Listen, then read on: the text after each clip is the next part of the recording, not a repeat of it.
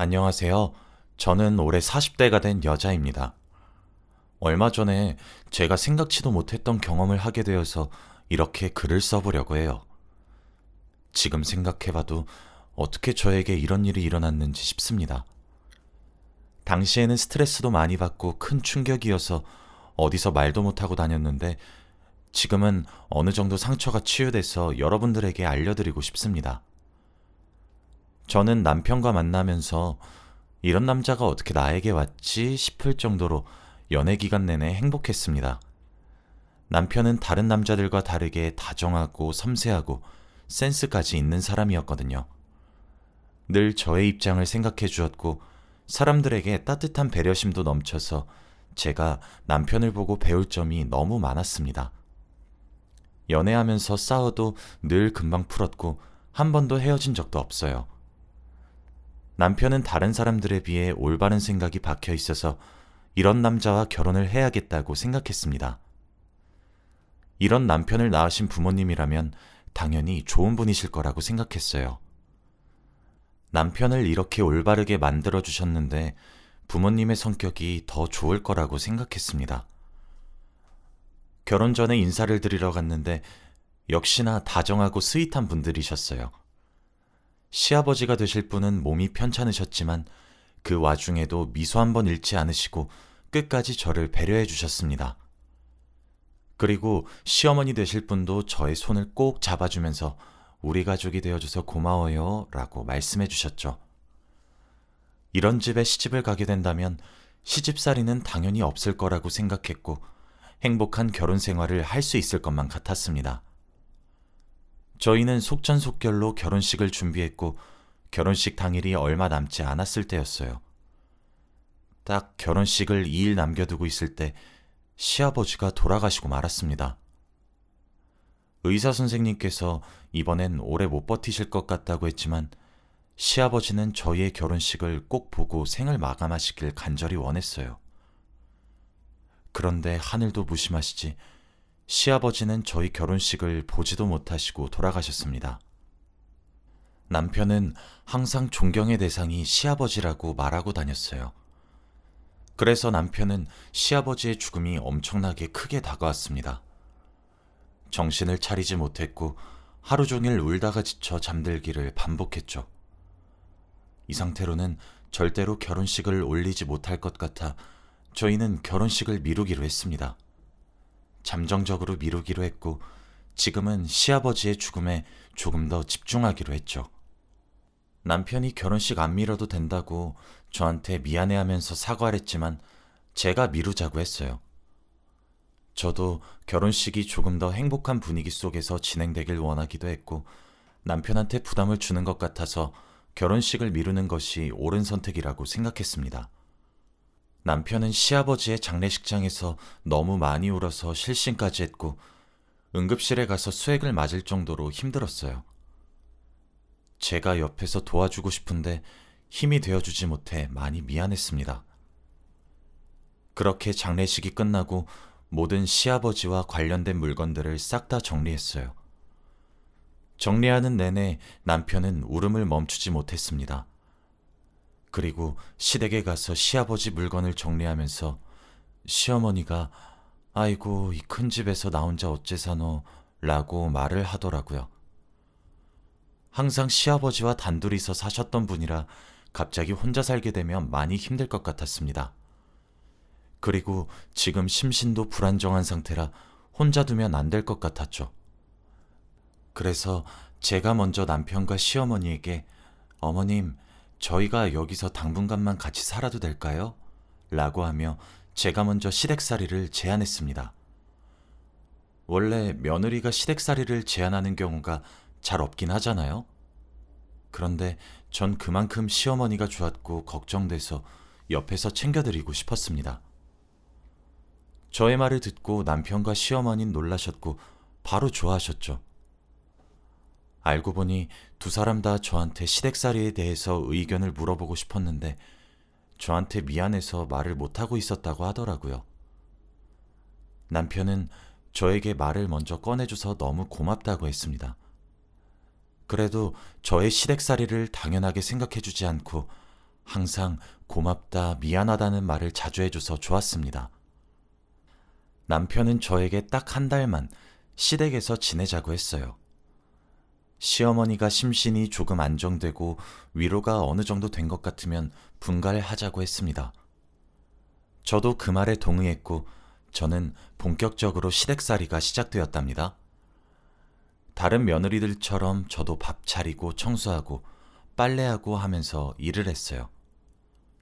시어머니는 아직 시아버지를 잊지 못하셨는지 하루 종일 누워 계셨고 시아버지의 물건을 안고 있었죠. 제가 옆에서 밥을 먹여드려야 겨우 하루에 한 끼 드셨습니다. 정말 마음이 아프고 안타까웠어요.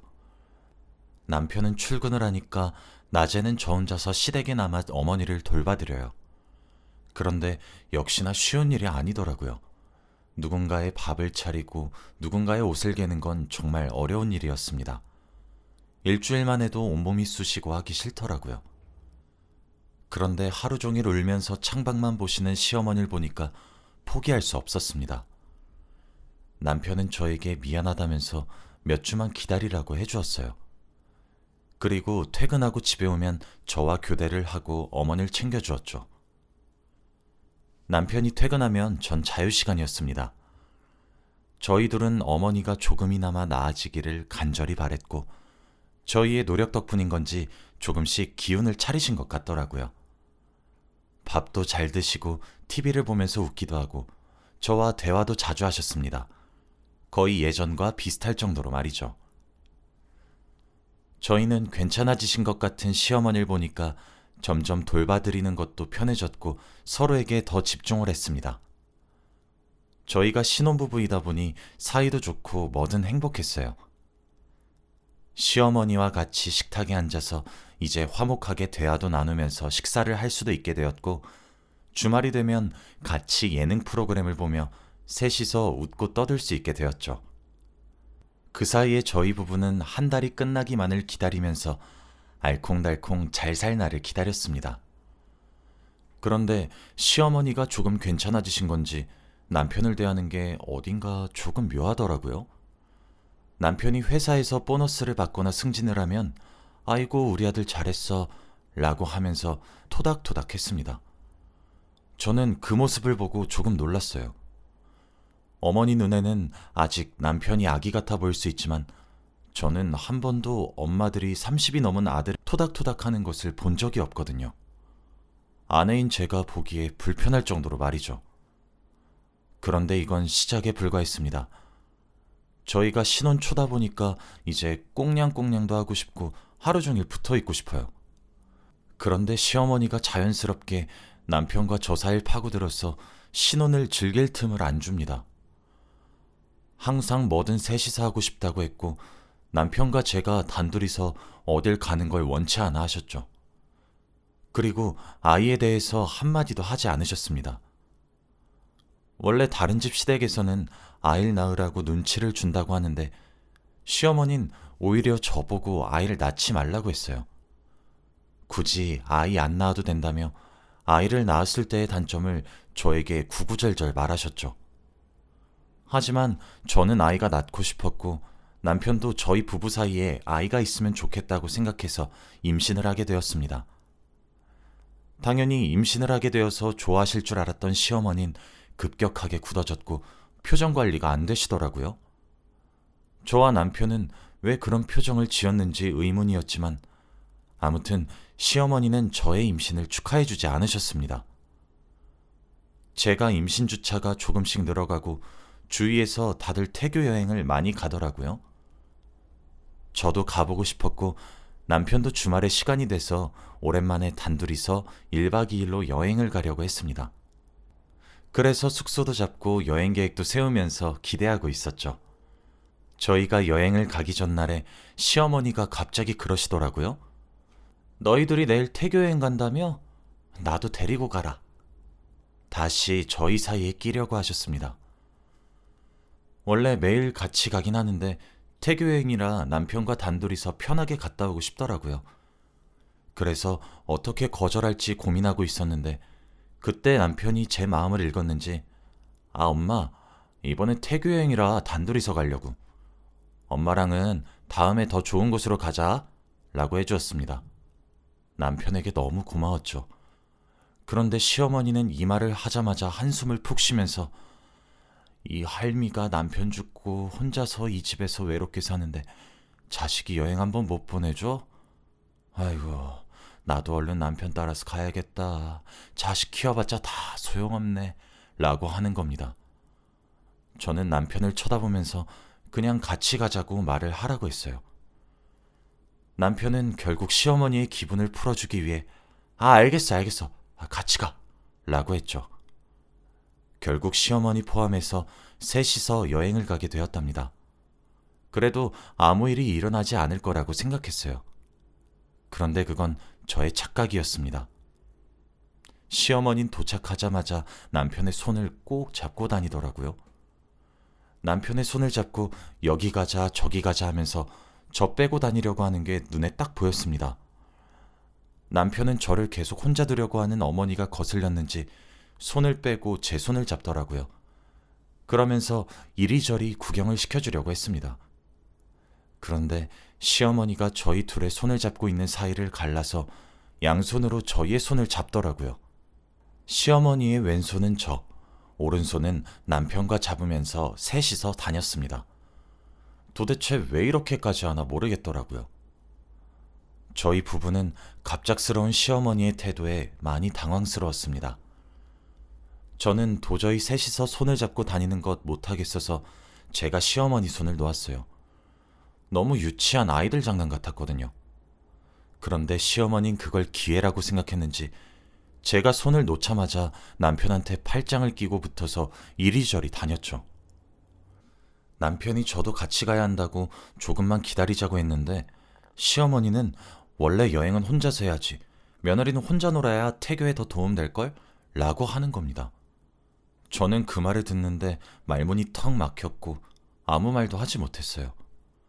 왠지 모르게 계속 제 남편을 탐내는 듯한 행동을 계속 하셨습니다. 아무튼 그러고 집에 돌아와서 다시 일상생활을 살았어요.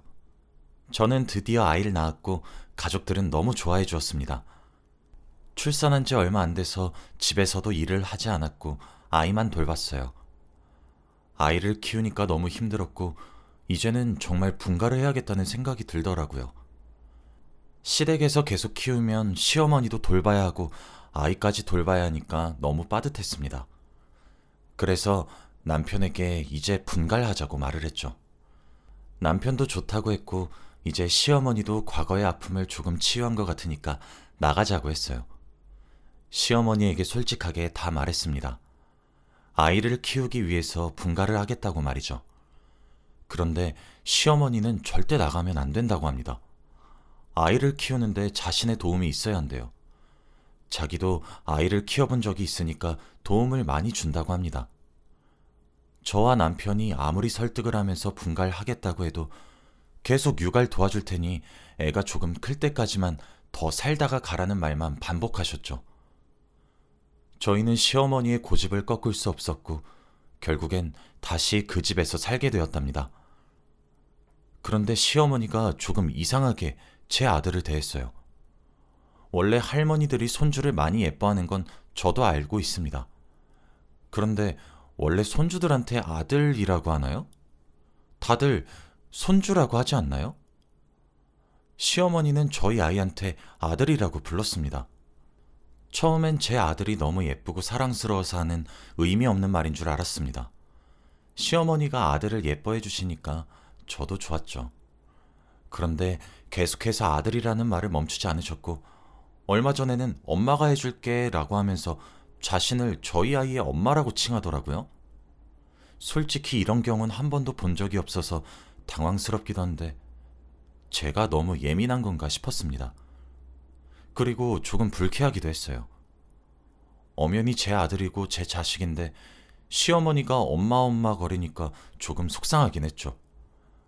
그리고 아직 신생아라서 얼굴도 제대로 보이지 않는데 시어머니는 무조건 자기네 집안의 얼굴이라고 합니다. 무조건 자기 아들을 닮았다고 하면서 말이죠. 그러면서 저하고는 닮은 구석이 하나도 없대요. 자기 아들을 닮아서 아빠 집안이라고 합니다. 너무 어이가 없었어요. 어떻게 한 방을 먹일까 고민을 하다가 이렇게 말했습니다. 아, 그래요? 그럼 남편도 어릴 때 어머니 힘들게 맨날 울고 잠도 안 자고 그랬어요? 내 배로 힘들게 낳긴 했지만 왜 이렇게 속을 썩이나 모르겠어요. 저는 어렸을 때 울지도 않고 참 순했다고 하던데. 에휴. 이 말을 하면서 시어머니를 쳐다보니 입을 꾹 다물고 계시더라고요. 대체 왜 이렇게 자기 아들에 대한 사랑이 강한 걸까요? 옆에 있는 사람들이 힘들 정도였습니다. 저도 아이를 낳고 보니까 어느 정도 소유욕을 느낄 수는 있다고 봐요. 그런데 아들 부부를 맨날 따라다니고 항상 같이 있어야 하고 이런 건 너무 별로라고 생각합니다. 아무튼 저는 한 번 잘못 건드렸다가는 펑 하고 터질 것 같은 시한폭탄이었어요. 하지만 결국엔 저의 시한폭탄이 터지게 되는 날이 오고 말았어요. 제가 아이를 낳고 아이를 친정에 잠시 맡긴 뒤 남편과 같이 둘이서 데이트 좀 하려고 했습니다. 그래서 준비를 하고 나갈 채비를 했죠. 그런데 역시나 저희 부부가 나갈 준비라니까 시어머니가 어디 가냐 뭐 하냐 등등 꼬치꼬치 캐묻더라고요. 대답해주기 싫었지만 그래도 말해주었습니다. 그러면서 또 같이 가자고 하더라고요. 이번엔 정말 귀찮게 하지 않겠다고 했습니다. 그리고 저희는 남편이 운전하는 차를 타려고 했어요. 그런데 아주 당당히 남편의 옆자리인 조수석에 타는 게 아니겠습니까? 제가 시어머니에게 남편이 초행길이라 제가 옆에서 길 알려줘야 해요 라고 말을 했지만 시어머니는 어차피 내비게이션 있잖아 그거 보면 되지 라고 하더라고요. 저는 어처구니가 없긴 했지만 그래도 뒷좌석에서 혼자 앉았습니다. 시어머니가 길을 잘못 알려주셔서 몇 번 길을 잘못 든 적이 있지만 그래도 우여곡절 끝에 도착하고 재밌게 놀았죠. 시어머니가 있으니까 맘 편히 놀진 못하겠더라고요.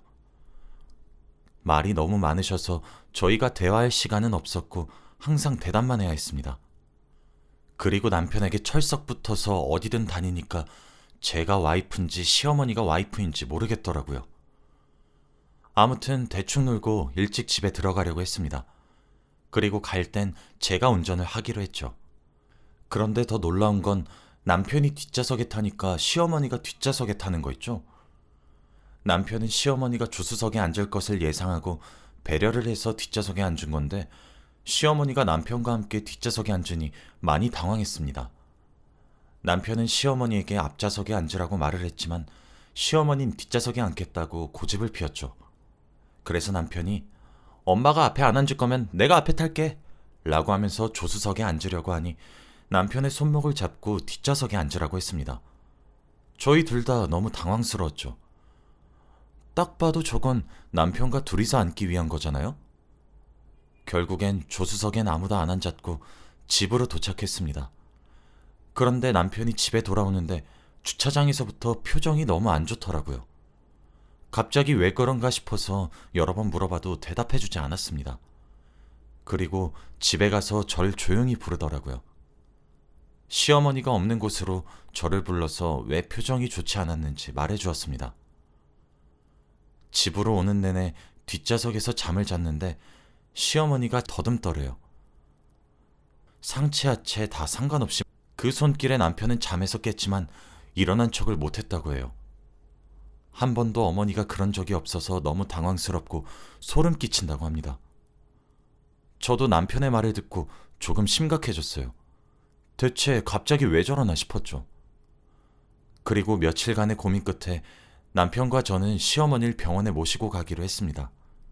건강검진이라고 거짓말을 하고 유명한 병원으로 가서 상담을 받게 했어요. 그런데 시어머니의 검사 결과는 정말 충격적이었습니다. 의사 선생님의 말로는 자신에 대한 소유욕이라고 합니다. 남편이 죽고 나서 자신에게 사랑을 주는 사람이 없어서 애정결핍이 생겼대요. 그래서 남편에 대한 애정결핍이 모두 아들에게 갔다고 합니다. 결국 그게 과해져서 아들에 대한 집착과 사랑이 되었다고 하더라고요. 그리고 지금은 며느리가 자신의 아들을 뺏어갔다고 생각해서 며느리를 좋아하지 않는다고 합니다. 저와 남편은 할 말을 잃었고 정말 충격적이었죠. 어머니는 약물 치료랑 상담 치료로 다시 예전처럼 돌아올 수 있다고 했고, 저희는 바로 그렇게 해달라고 했습니다. 저와 남편은 의사 선생님이 하라는 대로 바로 분갈했고, 어머니 혼자 집에 두었습니다. 다행히도 어머니가 심해지기 전에 왔다고 하더라고요. 더 심해졌다면 아이의 목숨이 위험할 뻔했다고 합니다. 그 말을 듣는데 온몸에 소름이 돋고 아찔한 거 있죠? 지금은 어머니가 상담도 받고 약도 먹으면서 많이 나아지셨어요. 처음엔 왜 자기한테 관심을 안 주냐고 화를 냈는데 이제는 혼자 계시는 거에 많이 익숙해진 듯 합니다. 지금 생각해봐도 정말 어떻게 이런 일이 생겼나 싶어요. 저와 남편은 아직까지도 그때 일에 대해서 말을 합니다. 여러분도 혹시 이런 적이 있으신가요? 저의 이야기는 여기까지입니다. 들어주셔서 감사해요.